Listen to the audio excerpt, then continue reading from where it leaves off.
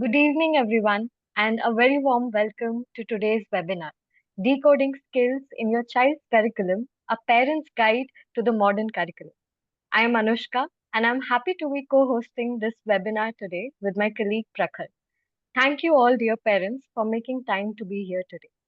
As someone who has worked closely with schools and also had many conversations with parents, I understand how this shift in education can feel. Suddenly, we are hearing a lot of terms like critical thinking, collaboration, 21st century skills, and it is not always clear what these mean or how they may show up in your child's classroom. That is why we are here today to simplify all of that, break down the jargon for you, and help you feel more confident about what is changing in the curriculum and how you can support your child through it. At educational initiatives, we believe learning is most powerful when it is rooted in understanding. Through tools like EI Asset and our work with schools, we try to make learning visible and meaningful for every child. Before we get started, let me quickly introduce you to both of us. Today we have Prakhar with us, who is the Associate Vice President for Asset at Educational Initiatives. He has spent over a decade working on designing assessments and supporting schools in making data driven decisions about learning. And I am Anushka, an academic consultant at Educational Initiatives. I work closely with schools and educators to interpret assessment data and translate it into practical support for teaching and learning. Together, we are here to walk you through what the modern curriculum really looks like, what role skills play in it, and most importantly, how you as a parent can engage with it meaningfully. I'm sure there will be a lot of questions which may come up in your mind, and it will also help us build on it further, if not just in this webinar. So please go forward and use the Q&A section to post in your questions, and we'll be happy to take them towards the end if the time allows. So, to begin, first things first, Prakhar. Why is everyone suddenly talking about skills? Weren't good marks enough? Yeah, Anushka, once again, namaskar everyone and good evening. My name is Prakhar and thank you, Anushka, for introducing me. And I'm excited to have all the parents and a lot of educators among us today. I saw one question in the Q&A and thank you for raising it here, but I'll quickly brief why are we doing this and what are we trying to do. We are an organization which works in domain of assessment and learning solution for more than 24 years now. We closely work with schools, boards, and we broadly want to ensure that children around us learn with understanding. And that's the larger vision. What we are based on the feedback, what we have received from a lot of schools, parents are an important part of the journey. And research also tells that parents have a huge contribution to play and lay as part of the child's learning journey. So look, if your child studies between from classes 1 to 10, this will be helpful for you. If you think your child is not, or you're not, or you are curious about education, or you are a teacher, perhaps this will be the right place for you to attend. We'll weave the fabric through a question and answer mode. If you think this is not something relevant for you, then you can write to us and we'll be happy to host something other than this. But this is the focus of the session today. And hoping all of you have come after after receiving the invite, understanding what we're trying to do. Anushka, an important question, and I think marks is something which we have all grown up with, right? We grow up with marks, hearing marks, listening to marks of neighbors, our friends, our children. And marks are, it's a very open-ended question, I would say. So marks are not good or bad. Mostly they do not give us the right picture, or they do not give us the complete picture. Like if I tell you, I scored 95% in my class 10 board exam, doesn't tell you much about it. I think the more pertinent question to ask from a parent point of view is, why do we need exams? You'll hear a lot of people saying, oh, we should reduce exam. It adds to anxiety. Why do I even need an exam? Or we'll come across, say, oh, let's prepare for 10 more exams. And that's what we're trying to do today, right? We're trying to understand these smaller components of this at a very granular level, also at a very basic level, so that we are able to help children. So one of the most important thing which we need to have in our mind when we're looking at marks or exam is understanding why do we need exam. So the bottom line is exams, the purpose of exam is to help children. If that's not happening, I think it's futile. Until and unless you are writing a competitive exam. There also you have percentile, scaled scores and other things, and not only because it's a qualifying criteria. Until unless you are sending your children for a 100-meter race and you think somebody ran 100 meters in 9.3 seconds, marks are not important.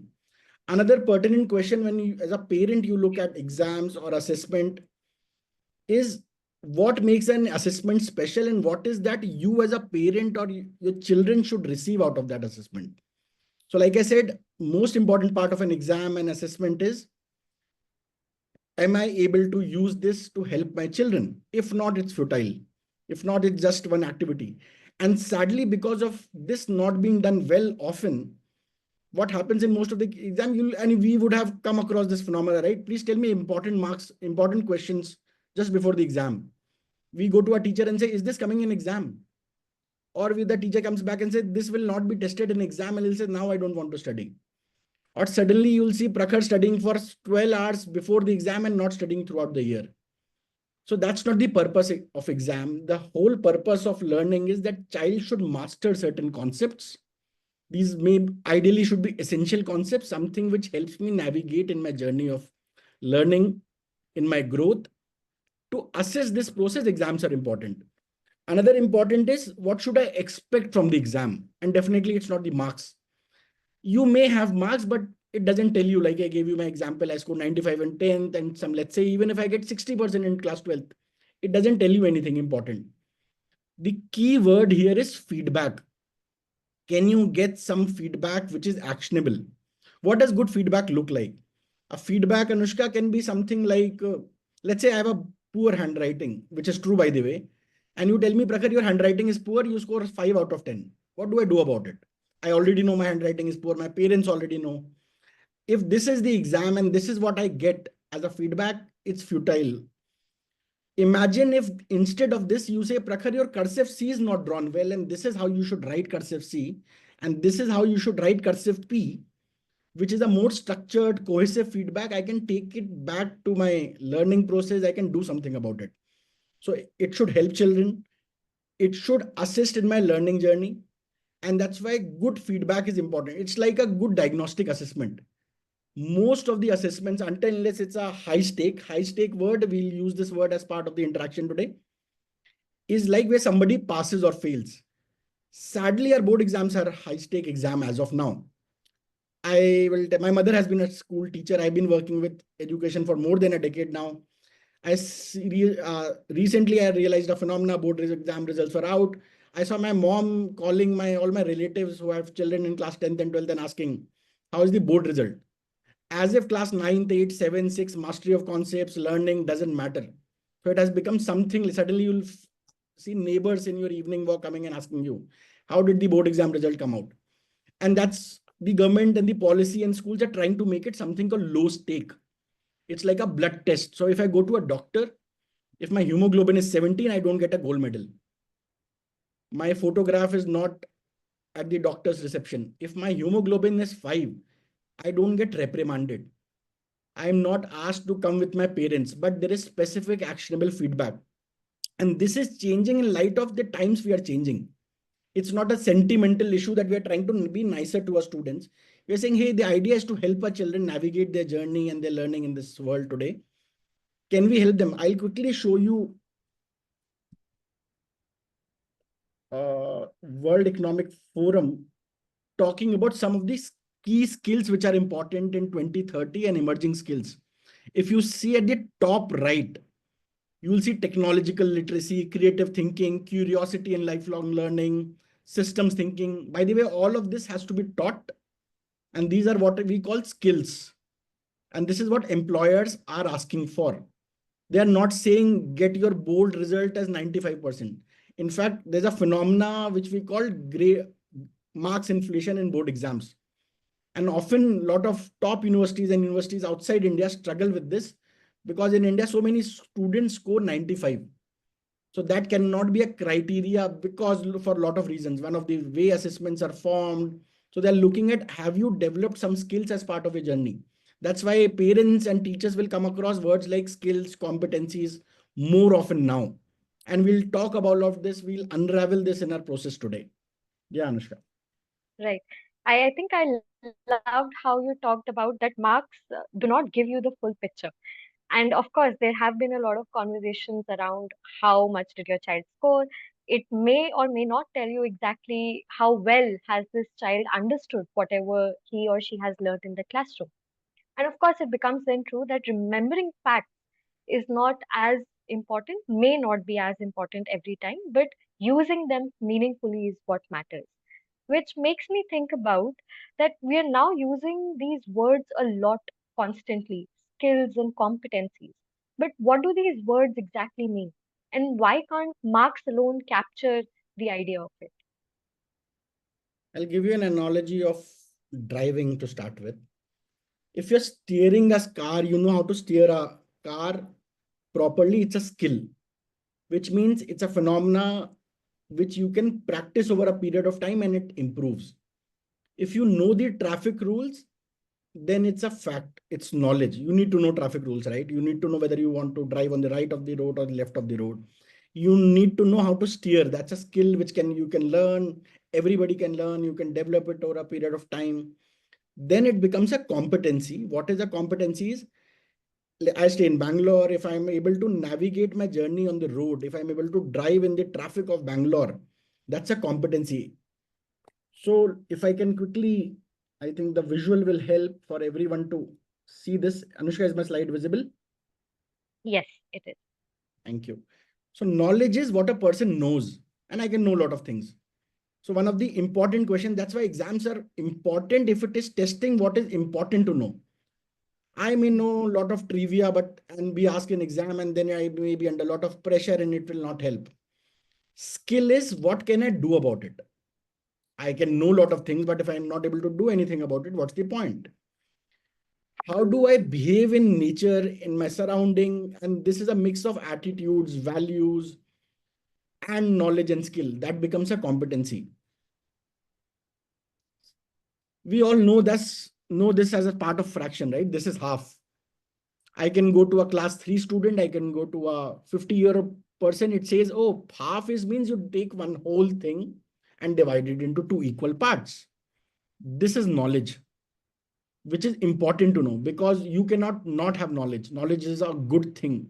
All of these are good things. So let's not say that, oh, I will develop competency, but knowledge is a bad thing as part of the thing.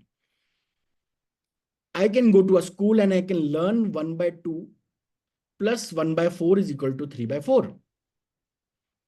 I can use this as a LCM method. I can say, okay, this will be LCM, or I can visualize this saying, okay, half of orange and 25% of orange or one fourth of orange. I am giving somebody 75% or 3 by 4 of the complete orange. That's a skill. If you have mastered, you can practice it, you can learn it. But in real life, what we actually need, imagine I'm cooking now and somebody tells me, hey, Prakhar, there's a 1 by 4 cup and I have to add half cup of oil and 1 by 4th cup of honey to the bowl. I cannot say, oh, I forgot fractions. Don't ask me this question. This is beyond. And that's why our curriculum is changing. Our schools are emphasizing on things like competency, saying that this is very critical. So knowledge, skills, and competency is very holistic in nature. And that's why you said marks are important or not important. If you ask me questions like which are only knowledge or skill based or only knowledge based, sadly, and give me marks and no feedback, then marks are not important. And that's why this is an important area of understanding why skills are important and how it can be. Good part of skill is it can be mastered over a period of time. Right. One That second. makes sense. I'll show you one more Sure. question. Yeah. By the way, while we're talking about a scenario which is not hypothetical, but I'll give you a real time question. This was asked to class 6. I'll pause here if the audience, 1 minute maybe, wants to answer in the Q&A section. Which do you think is the right answer?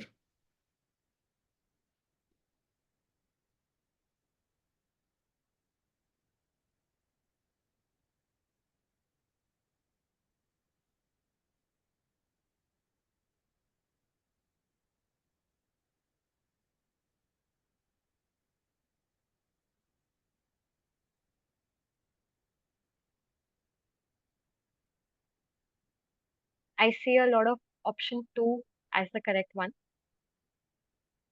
Interesting to see how people are. But when we ask this to class 6, and I'm talking about 8,567 students, only 33% could answer it correctly. And that's how skill development looks like. It's not saying that if I know how to add 1 by 2 plus 3 by 4, I only know this. If I know this skill, if I've understood why it happens, I will be able to replicate it into different contexts and circumstances. And this is again what a good question can do. It gives me feedback. Now, if I'm a parent or a teacher, I understand why is my child saying option 1 and D. So instead of teaching the whole fraction or reprimanding the child, I can go back, help them understand fraction is a part of whole. Otherwise, I've realized Prakhar, who answered this incorrectly, let's say, and saying option D, which is 1 and 2, understands anything where 1 is colored and out of 3 parts becomes fraction. Then Anushka, as my teacher or my friend, as my parent, can come back and say, hey, Prakhar, let's understand fraction will happen only if there are equal parts. Otherwise, I could have got 0 or 1 mark. Somebody is, in fact, an interesting point.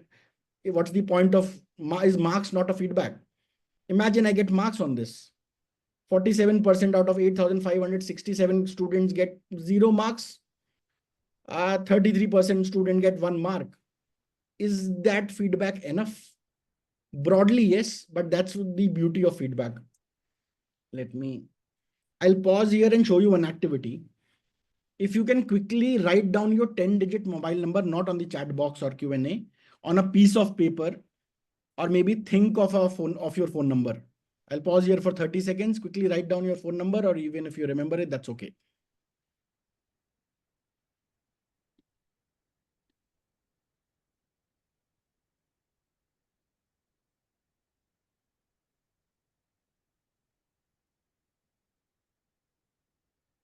You'll be able to write in Q&A if you have questions for the presenters. Yeah. Now imagine whatever your phone number is your bank account balance. Would you like to post how much money do you have in your bank account? Tell me in numbers, because it's a specific number, right? We'll have 60 seconds for this. Some of you wrote the number, but write it now. How much money?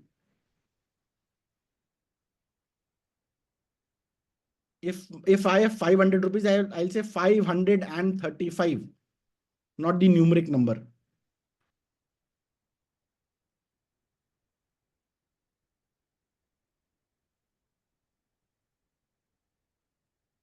And we are getting responses something.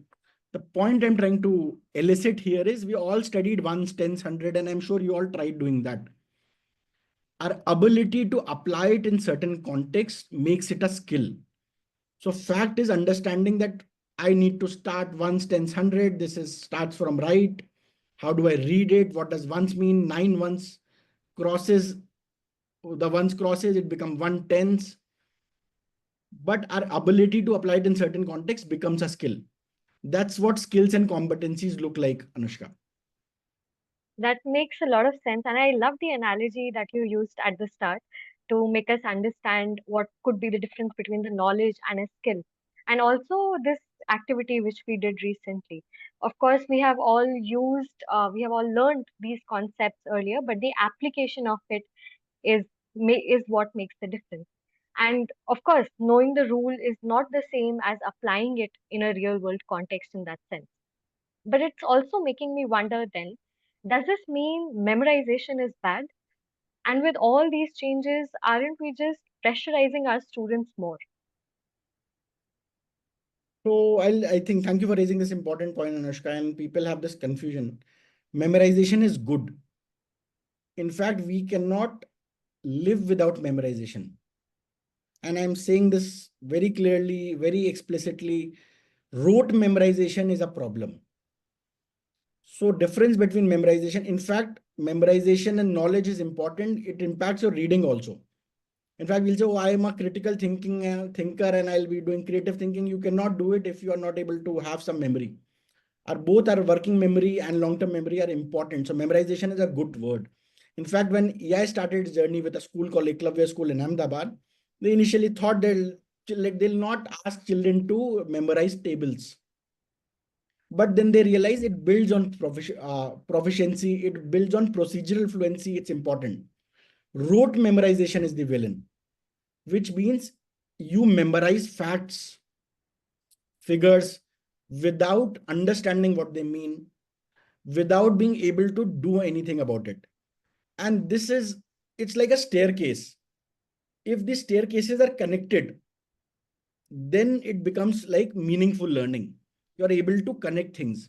If there are gaps, you have just in facts and information, you will not be able to connect. And that's what good learning looks like. That's what schools are trying to do. Let me quickly share my slide and show you something. This is Mount Everest. I went to an ICSE school for some reason, and I don't know why. I still remember height of the Mount Everest. Curious, does anybody else here remembers it? If yes, can you write it down in the chat box? Thank you. 8,850. Yeah, Yes. 8,048. Yeah. Now this is a memorization, and we all remember, right? I wanted to show this because this is not a phenomena, and this is a very esoteric number. It's not but still we remember after leaving school for some time. Now I'll ask you something. Have you heard of earthquakes in Uttarakhand? I'm sure you have come across earthquakes coming in Uttarakhand. Have you heard about earthquakes in Switzerland? Alps. Literally. The ability to understand why this happens and why not is more important than memorizing height of Mount Everest. The problem is not that you end up memorizing that height of Mount Everest is 8,848 meters. And in fact, it's growing every year over a period of time. But if you only remember and are able to memorize and cram up height of Mount Everest, area of a triangle, value of pi to 4 digit, 5 digits, and whatever fancy thing, and dash are the suicidal bags of cell, gravity on moon, without being able to apply it, that becomes rote memorization. And that's why we are trying to be here with all parents and educators, because it's a mutual responsibility to build this together. It cannot be done in isolation. And education is something like what we call in sociology wicked problem. It's like poverty and hunger. Making smartphone, making SIM cards are perhaps easier. And that's why we are trying to understand, instead of saying that these are the 5 tricks you should do at your home, these are the 5 coaching which you should send your children. I wish there was some shortcuts, but the idea of this call, the idea of this webinar is to understand this together. And does this build pressure? Yes, it will build pressure if you have questions like, imagine a child who is asked what is the height of Mount Everest, and he's or she is not able to recall it. And if this is what your exam and preparation looks like. Otherwise, two important things when it comes to pressure. It's a belief that exams create pressure. Poor exams create pressure. Lack of feedback create pressures. Often parents' aspirations create pressure.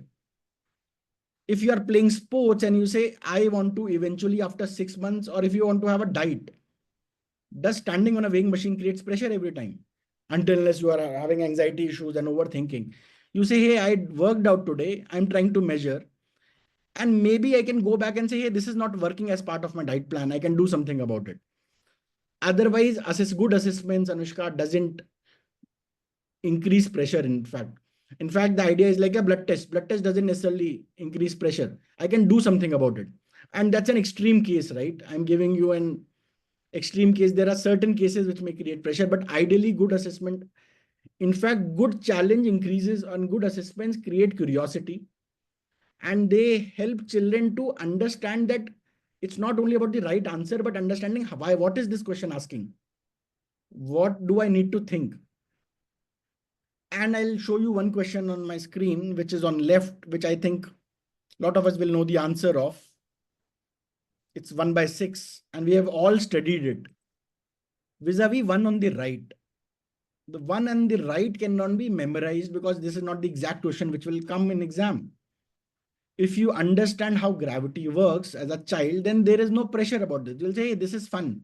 Also, you'll say, oh, I did not think about it. You'll come out from the exam center and say, oh, what did you answer? And you'll also have that aha moment.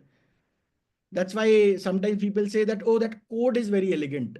Programmers call a code elegant, or you will come across mathematicians saying that equation is very elegant. Or scientists saying, oh, I worked for 12 hours and I was so absorbed in this, or musicians saying, because they understand, if you are not able to understand it, children will not be able to appreciate it. That's why children developing skills, being able to develop competencies, develop understanding is important. And that doesn't create pressure, Anushka. Thank you so much for saying that. And thank you for bringing out that difference between memorization, rote memorization, and then understanding, because I think these are often words we might get confused with and we might create a pressure about it. And I also loved how you talked about bringing out the ability to understand why is this or why not, because that is how asking right questions, asking right assessments, like you mentioned, build on curiosity, make students curious about, okay, this is something I would want to know more about. But now I would want us to zoom out, look at the bigger picture a bit, and I want you to help us all understand that how exactly is the curriculum changing under the new education policy, and how does it impact the way our children are learning today. So in the wake of new education policies, and this is not the first education policy India has had, and all progressive countries have education policies. And the idea of the policymaker is to understand what is the requirement for our children today. Than saying you learn these five things, go for a coding class, go for a math class, study computational thinking or science, but saying what is the larger purpose of education. In this way, what change can happen? Like by now, I think we would have got some idea of how good questions can help us understand whether a skill is developed, also help us build these competencies and skills. So one of the important change in wake of new education policy is reduce the rote learning and introduce more depth in learning. How are they changing it? They are saying we are trying to reform board exams, be it the CBSE, be it ICSE, Cambridge, all schools, state board schools, they are trying at their own level. It is a long process. There is success, there is a waiting period for a lot of things. But largely, new education policy is trying to say, can we reduce rote? For example, one of the board exam question long back which I came across was, what is the weight of pituitary gland? So NEP is saying, hey, let's not ask these questions. It's like asking what is the weight of a kidney? What will children do about it? Can we ask questions which actually help us understand and help our children? So if I can share something with everyone here, broadly the new education policy, among a lot of other things, but something which is relevant for this audience is, can we assess skills and not facts alone? And I've been talking about it so far, right? Reduce high stake of board exams. And there are different methods to it. One is they are trying to ask good competency based questions. They are not saying, oh, this will come in exam, memorize, and only these type of questions will come. They're simultaneously saying, hey, let's have assessments in class 3, 5, and 8. For example, Cambridge curriculum has something called checkpoints. They are saying, don't wait for 15 years for a child to take an assessment. Why can't we assess at right intervals, understand, like one of the participant is saying foundational skills and numeracy are important. Yes. And that's why good assessments and a lot of things are happening around assessment. They are trying to redesign progress card. They're calling it a holistic progress card where they are saying, instead of saying marks, can we have a larger view for parents, for children, so that they can do it? Can we make it actionable? And I spoke about redesigning board exams. Board exam as on date has almost 50%, both CBSE and ICSE, in terms of case study based questions or questions which test for competency and not rote. And again, I think somebody again asked, that's why we are here. That's why we are trying to do this as part of a journey. We are trying to unravel this together, because we strongly believe and we understand this by research. Parent has a huge role to improve learning outcomes for children. I wish it was a factory model that I send my, thing for replacement and a new thing comes. I wish it was a consumer model where I send something as an input to the school and now it's not my responsibility. And suddenly I get the process skill. It's a difficult problem. Children are unique. They have huge potential, different potential, and different set of challenges. So that's why we are trying to build this house together. And not only this, we see, I'll not get into details of this, but board exam questions are broadly changing. Broadly to understand, and we see this in a lot of high stake exams, whether you talk about IIT, whether you talk about CUET after class 12, and it's not about what is happening in next year. The idea of this, again, I'm reiterating this webinar is not to say, do this because something is changing. We are saying, hey, do this because this is right thing. Even imagine, for example, we are asking case study based questions or questions with test for understanding on unfamiliar context for more than 24 years. And a lot of schools are using them. A lot of schools are taking it. A lot of countries are using it. Not only our assessment solutions, but assessment solutions like program for student program for international student assessment like PISA, be it Singapore, be it Finland, because they believe that it's the right thing to do. So the idea of this webinar is not to say, not to create a FOMO. We are not going to give you a coaching class which AI starts tomorrow, but saying, hey, let's understand this together because you are anyway part of this journey. Your ability to help schools, your ability to understand children will be better. So that's the larger piece of how new education policy is changing closely, Anushka. Right. I loved how you talked about parents and teachers coming together as collaborators because, again, it takes a village to raise a child. And of course, with the times changing these days, it needs to be a collaborative effort for our child's meaningful learning journey. But often we see that even with the case studies kind questions coming in or new kinds of questions coming into the exams, board exams especially, a lot of us still tend to rely on the textbooks. So, if the textbook is not the full story and the exams are also changing, how should we be thinking about preparation? Is finishing the textbook still not enough? And how do we go about it? Again, for the educators here and for the parents here, I think somebody said, and I think Richard Feynman also talks about it. Idea is not to cover the textbook, idea is to uncover the textbook. What I mean is, the discovery is important. The idea is not to say what is important, give me next year's syllabus, I will ensure that everybody crams it up, everybody memorizes it and completes it. The idea is to say that can children understand? And that's why a lot of schools came to us and said, you must do this webinar, because often there is a gap in terms of what we are trying to do and what parents are wanting to do. And the good part is the intentions of everyone. In fact, the government's intention is also in this set in the right place, right? Policymakers want to do good for the children. And I understand it's a difficult problem because education is a new age science.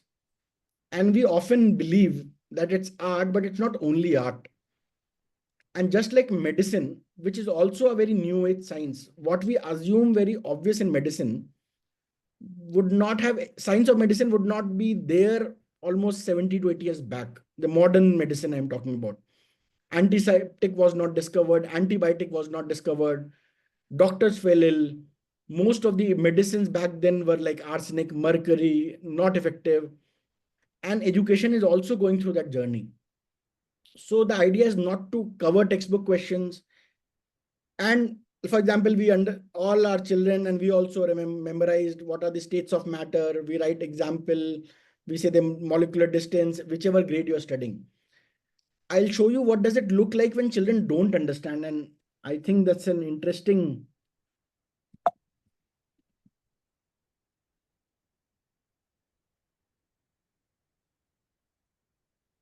It says shown below are three ways of placing an empty glass.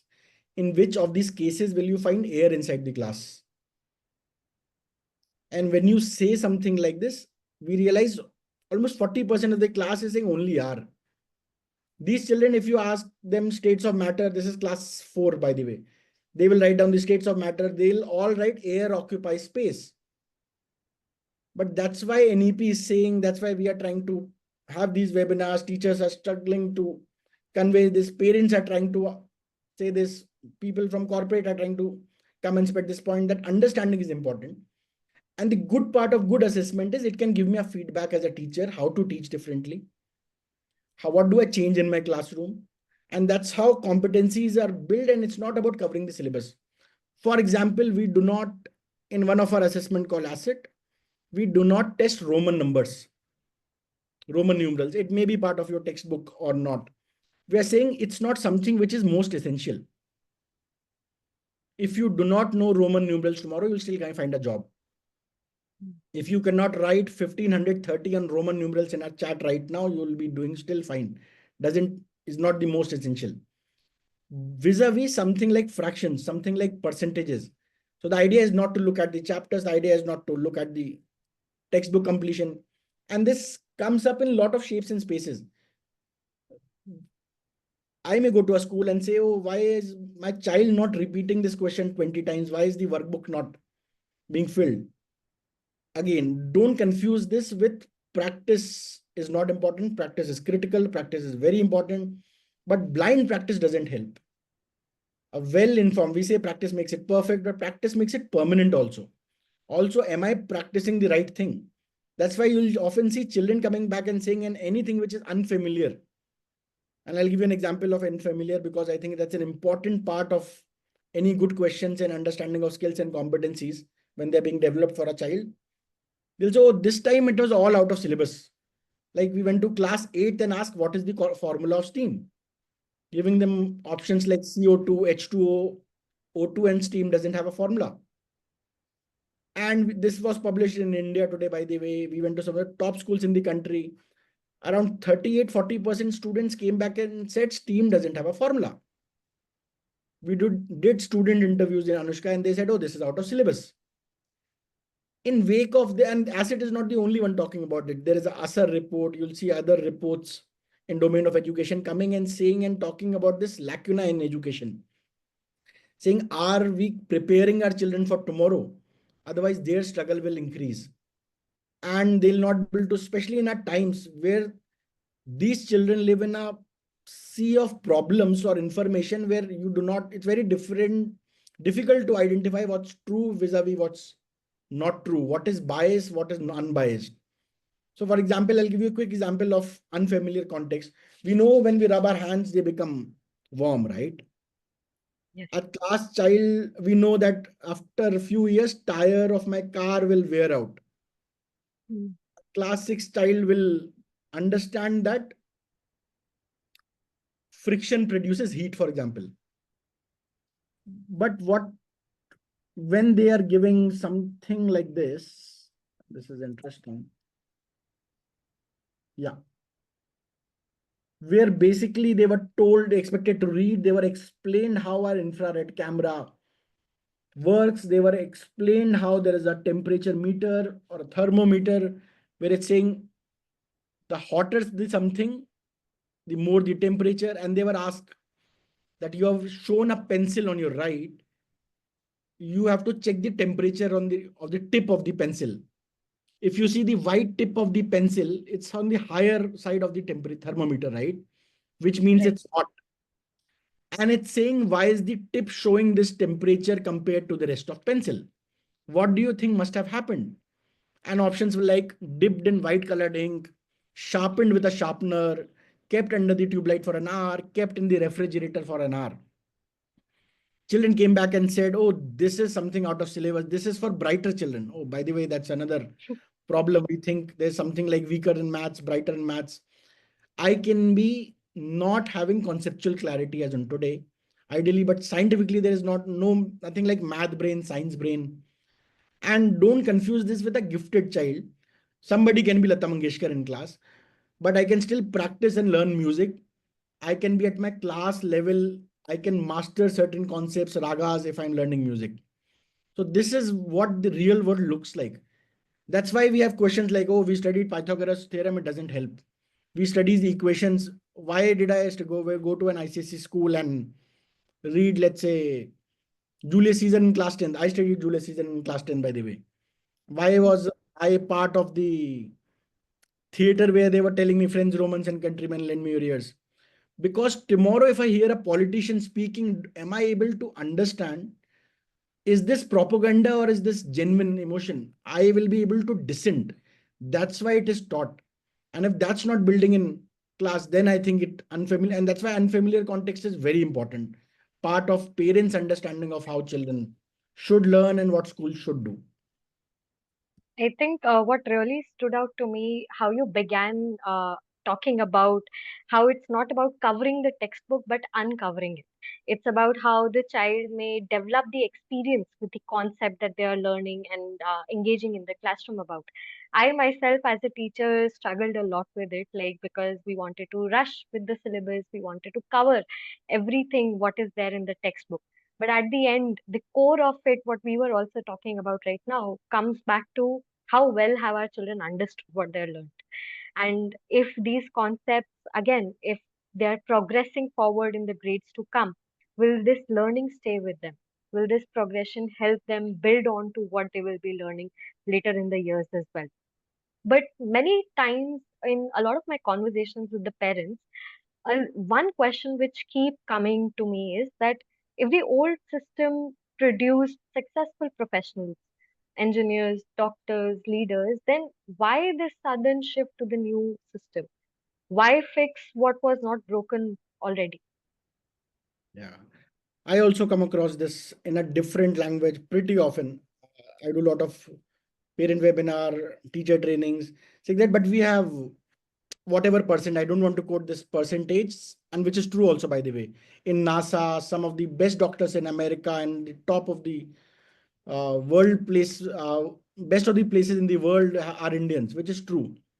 But the idea of education, policymakers and school is this is a good filtration system. Right. 2% of a population like India does well will not be able to make it or have potential to make us the superpower.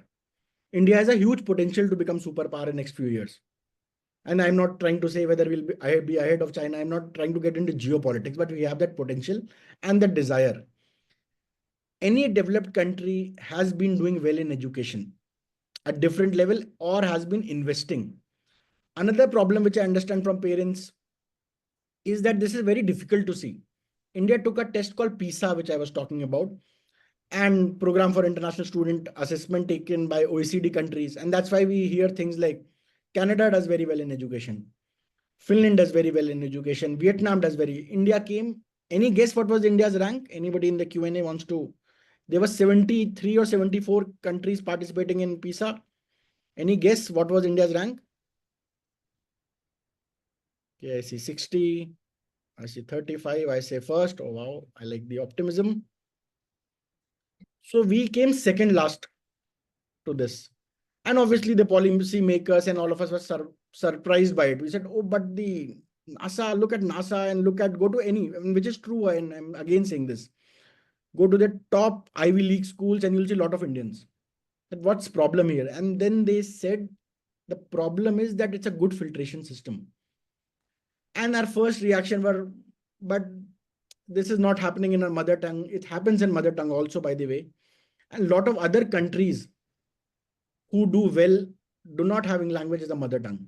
In fact, English is most of our children are good, and it happens in a sampling. China also same year participated for the first time. And China does pretty well in pretty poorly in English, by the way, in the language of communication. They were in the top five. Then we said, oh, but our class size is 60, 50. How does it matter? Don't compare us with Finland, Canada, or America. China's population class ratio is same. In fact, if the parents want to understand, teachers want to read more about it, they can go and read a book called World Class by somebody called Andreas Schleicher, the man who heads PISA, the who started and who has been. And it says, then we said, oh, but we're a poor country. You can't compare it with the US. By the way, US doesn't come in top five. They don't do very well. Then he said, okay. And then we said, oh, Vietnam is doing very well. Estonia, they are poorer than India. Then we said, okay, there's something wrong. We cannot continue to make excuses. Let's do. And in that way, new education policy, lot of effort by progressive schools is happening. And this is something which I also come across. So don't confuse this idea saying that this. Otherwise, it's like my doctor saying that there are symptoms and thing, and I have a good chances to become better. But I always live in some Alice's world and I always ignore. But that's something which we often come across, Anushka. It is interesting to hear how other countries have performed. And of course, I have also heard a lot about this comparison about the population, the class size, and all of that. But great insight on that. With all of this coming together, I feel the world is changing a lot and it's changing very rapidly. With this, all these changes coming in, we hear a lot about this one word, two words coming together, critical thinking. But should that now be the main focus or even more than the subjects? Okay, this is a pretty nuanced point. So critical thinking was important yesterday also, it is important today also, it is always an important, and definitely it's a 21st century skill, especially with our children and all of us living in AI world where AI can do a lot of things. One thing which I like to emphasize, which people often miss, they think critical thinking will happen outside the school or some in fancy classes or a coaching institute. You cannot do critical thinking without subject knowledge. Critical thinking happens in some context. I can be the world's best neurologist. I may not be able to still think extremely critically for heart patients. Critical thinking happens in with basic understanding. So if you get the conceptual understanding correct, if you expose children, and that's why you will see in that NEP thing, a lot of assessments are changing. If you see CUET, which is a new thing, they are saying, hey, board exam result, everybody is scoring 95, 96. What is this? And it's not helping our children. Let's eventually have an assessment where I am able to identify children who actually understand. That's why Ivy League colleges outside India, and we also make university entrance exams. So we know that questions are changing as part of this journey. If you look, ask me critical thinking in simple terms, broadly, it will have three qualities. Your thinking has to be novel, it has to be new, but you cannot think in isolation. You can, it's like a staircase. I cannot tomorrow wake up and say, oh, I am now a critical thinker in music. I will go and give some advice to A.R. Rahman. Doesn't work like that.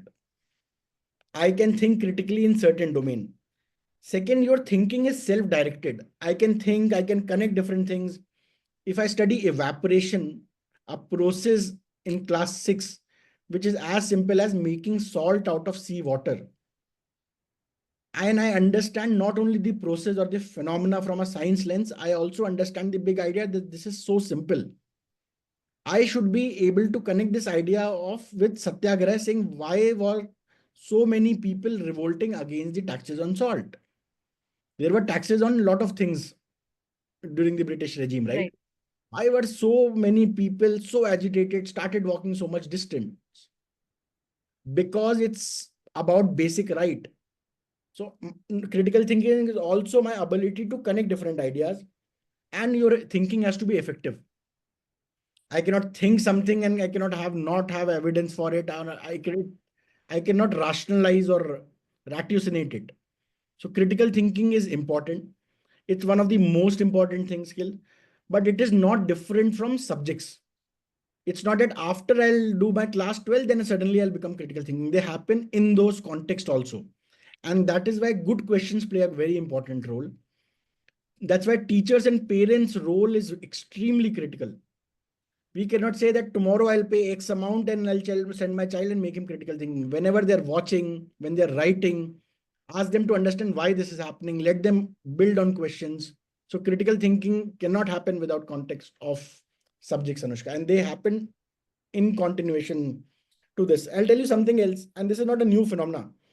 In 19th century, people thought because grammar at that point of time, I'm talking about 19th century, and Latin were very logical subjects, which are teaching them will build critical thinking.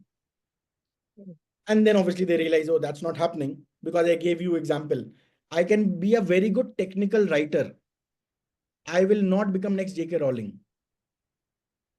Doesn't work. It needs some context.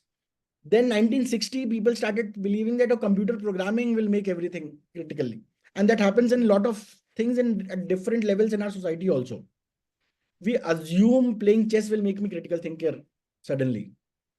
While playing chess is a good activity, I will not go to a chess class, and similarly, I think music also has that positive idea. While learning music is a very important thing, it's a beautiful thing to have. Arts in itself is life. Doesn't mean that I learn music and suddenly become a critical thinker. That's why if you look at new education policy, and that's why I think post pre-COVID and parents would have experienced, everybody wanted to understand coding. Mm. Market people will market and say, oh, if you don't learn coding, you'll not be able to. And now ChatGPT can code. So does that mean people will lose job? People who have not learned and are not able to critically think and adapt in this environment might lose job. When we have calculator, it can do calculation. Doesn't mean that if I don't calculate in my mind, if I do not know, and I use this word with a lot of caution, mental maths, because I don't know what is non-mental maths. I think everything is mental math. People thought calculator will take the job. Similarly, 90s, people thought, oh, computers will come, ATM machines will become, banks will, now we have more jobs, right? But if you are not helping your children build on skills which are transferable. That's why new education policy is talking about a subject called computational thinking and maths together. Can I recognize pattern? Can I understand how does a recipe work? Can I go to airport and understand, see that board and understand what is happening at the board in terms of flight timings and all? These are computational thinking. Even if tomorrow computer can write, we will still need people to think and decision. Our roles may change. And that's why skills again are important competency. And that's why the whole idea, and a lot of people are asking whose responsibility is this in different words, whose ownership, what will teachers do? We're all trying to build this together. It's not about who is not doing well. It's not about who is not doing their work properly. It's about that we want to help children and can we come together to it. That's why, for example, reading comprehension. It's a funny phenomena. Still, a large number of schools do not have a reading comprehension period in schools. We assume reading means understanding, which is not true. I can read EI webinars, Prakhar Gildayal EI webinars, Anushka Gupta. This is reading. This is not reading with comprehension. That's why you will see an usher in PVR or some cinema halls standing with a torch and say, Prakhar, go right, take third seat. That's why if you go to your school next time, I'm sure go to your offices next time, there will be a fire plan, fire exit plan. If you can't read that fire exit, by the way, the system is assuming all of us can read that. And it is a critical thing. We don't understand, we don't absorb this important thing that reading doesn't lead to comprehension. And that's why unfamiliar context is important. Can children tomorrow, these children will stay alone, buy a packet and understand whether this is veg, non-veg, whether this is, what does the recipe look like, whether this is healthy, whether this is too much of salt. Otherwise, I'll always be limited and subject to a lot of information coming on WhatsApp or coming on, and that can be fake, that can be true. I'll not be able to process what's happening around me. So that's why critical thinking, along with skills, is a very important skill as part of the today, but it cannot happen without subjects. Right. And I loved how you talked about adaptability. Adaptability here being the key word because, again, like we were talking about initially, that as times are changing, the schools and we ourselves need to evolve with it as well. It's not that the schools will become less important, it's just that we need to keep pace with how the world is changing. And of course, artificial intelligence here playing a very important role as well. So, one thing which is constantly coming to my mind right now is that we're often wondering then which board, which method, which school is best. How do we even select that? Where do we need to get our child to? Sorry. We're talking about boards and their uniqueness and in their Right. context. So let's understand what is a curriculum. What does curriculum mean? So board is a governing body. Curriculum means it's a Latin word which means if I'm at the center of a park, it's the perimeter. and there can be different path of it. So all curriculums will have their strengths, all curriculums will have their weaknesses, and at least till certain classes, schools do not have this pressure of following certain curriculum. That's why they'll buy different books. Some schools after certain classes will say only NCRT. So it's not that Cambridge does well or CBSE only does well. I can be a school which teaches well, following a state book curriculum, and still ensure children are learning with understanding. I can tomorrow open a fancy school with two swimming pool, one lawn tennis court, five teachers, 20 students in my class, and still have poor outcomes. So again, that's why, and I'll pick some of the more very relevant questions from people. That did PISA, India is a poor country. By the way, a lot of poorer countries do better than India, far better. You should read about Vietnam, countries like Estonia. Also, it does sampling. It doesn't go to a lot of progressive school, and I think a lot of us and our children study in progressive schools. We are fortunate and privileged, thanks to our parents and thanks to our luck. But it does a lot of random sampling across the world. So PISA is a random sampling. It is a structured sampling, and it doesn't talk about only privileged children.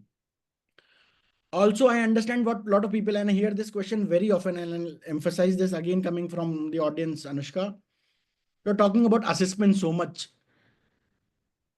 How does it change? And I understand it's very counterintuitive because we think it's a straight line where you start to teach and then you assess. And good understanding of this is assessment can be the tail which wags the dog.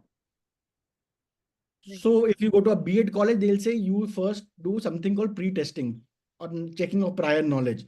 Assessment, first of all, it's a cyclical process, can fit anywhere.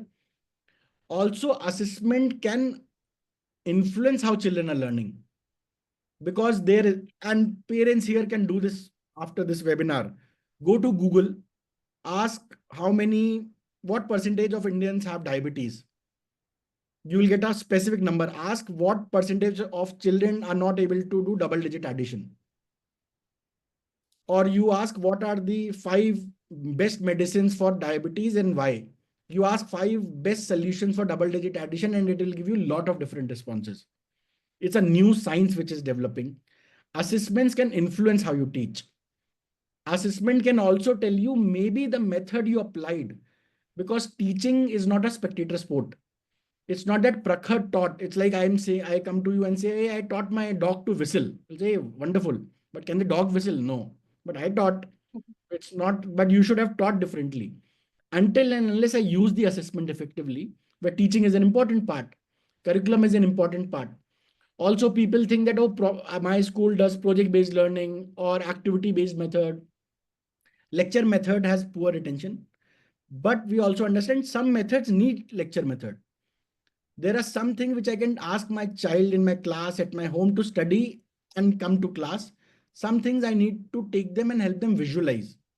So that's why assessment have huge roles to play as part of the journey, Anushka.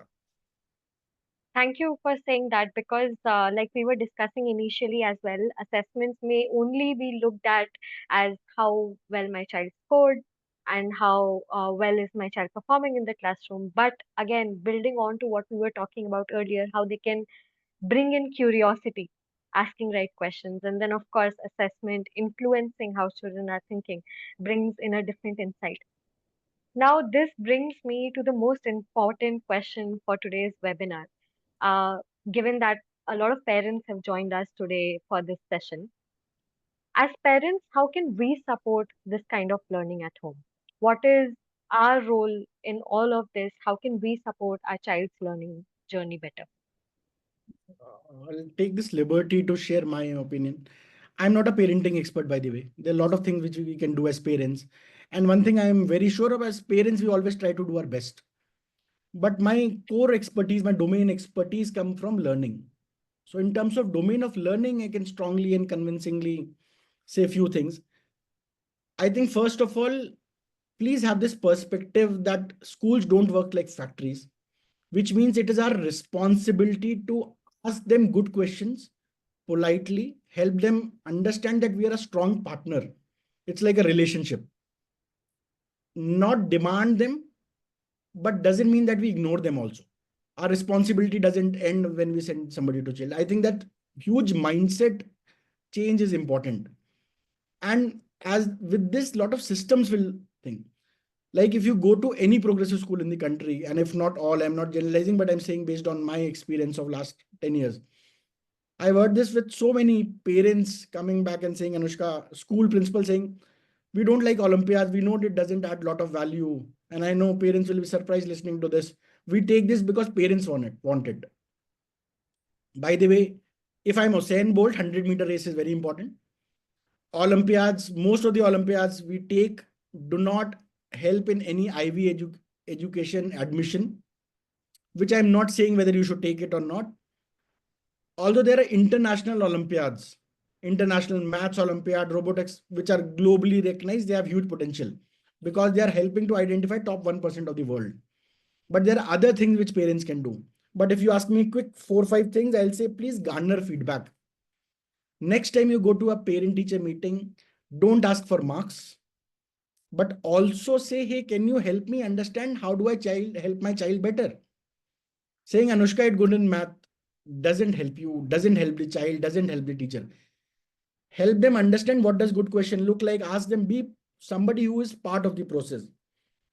Appreciate strength of children for 2 reasons.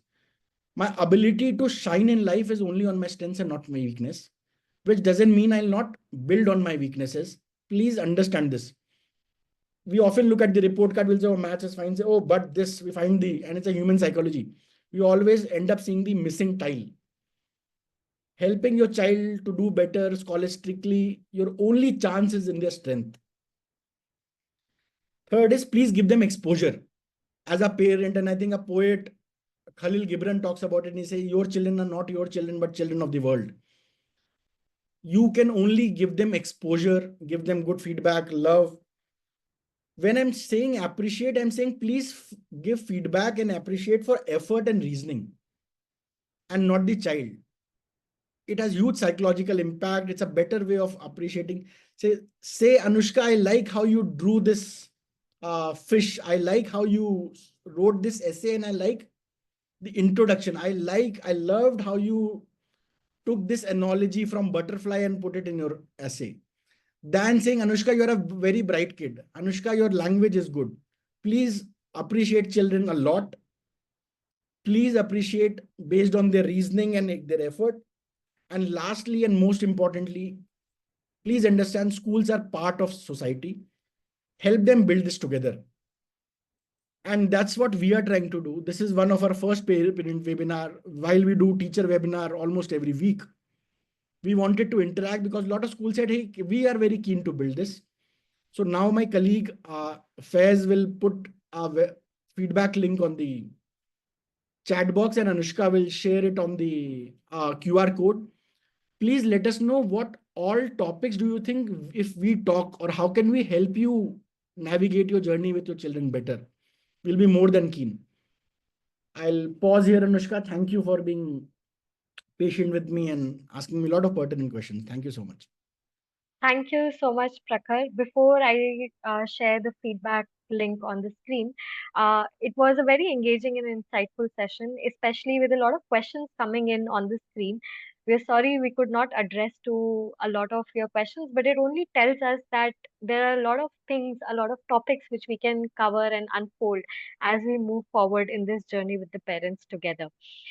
A lot of learnings and takeaways from this session, and especially towards the end, how you mentioned about specification of the feedback as to how we can engage with our child's learning journey better, and focus more on how much our child has understood rather than just focusing on marks. So thank you so much everyone for joining in. I'll just quickly share my screen, and you may all leave the feedback here by scanning the QR code. Thank you for patiently giving us the feedback. We have started receiving the feedback. This will help us help you better. Like our core is feedback. So help us understand what do you think will work for you. And we'll be able to write to you. You can write to us.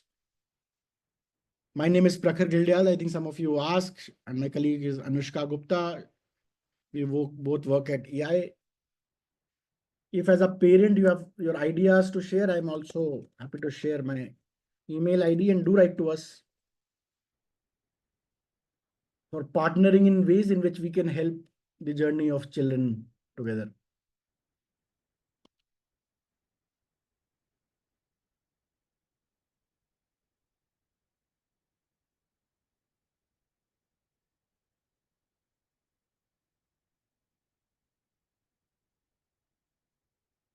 Thank you, Faiz. Anushka, we'll wait for 3-4 minutes. Let people fill the feedback form and then. Sure.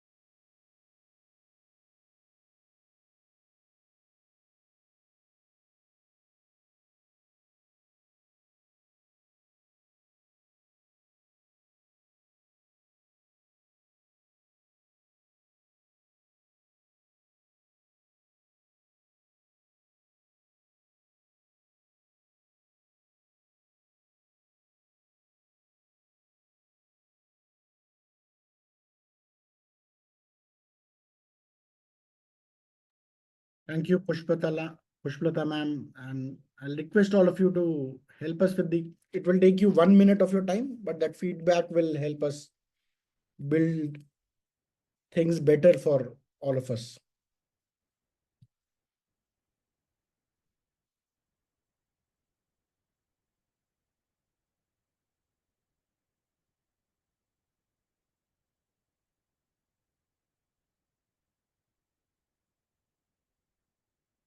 We'll wait for 2 minutes and we'll then close the webinar.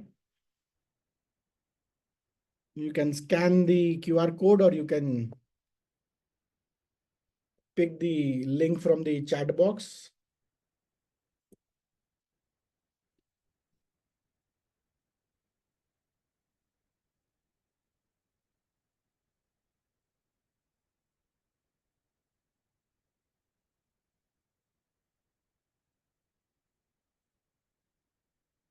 Seema ma'am is saying kindly frame one webinar for Hindi subject also. Sure, Seema ma'am. Samiksha Rana ji is saying, but sir, why do we have to use AI for EI in our studies? Or AI? So you may use, it's like a tool. You can go to kitchen tomorrow and not use a knife and still cut. A spoon can do that job. It will make to time. It's just a tool. The idea is to learn, but the idea is not to say, oh, I know how to use a knife. That will not change my life. I may not cook also. I may cook something which doesn't need a knife. I may use it as a tool.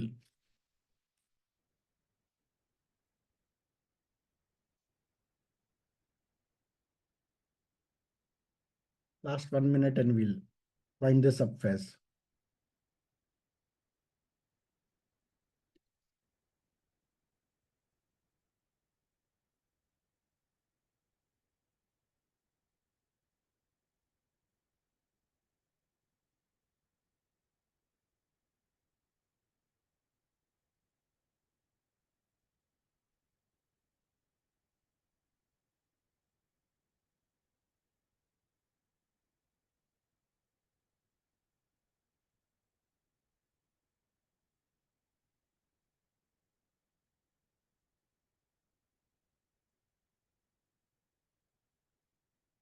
Thank you, everyone. Have a happy weekend. Thank you, Anushka. Thank you, Faz.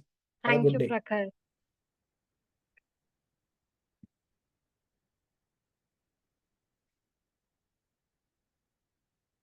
Hi, Prakhar. The webinar is Okay. on. Or Yeah, I can say and enter backstage option, Faz. yeah. You can. We don't have to have ended, so this is the debrief session now. Okay. Okay. Cool. Thank you so much. A lot of children attended, I think.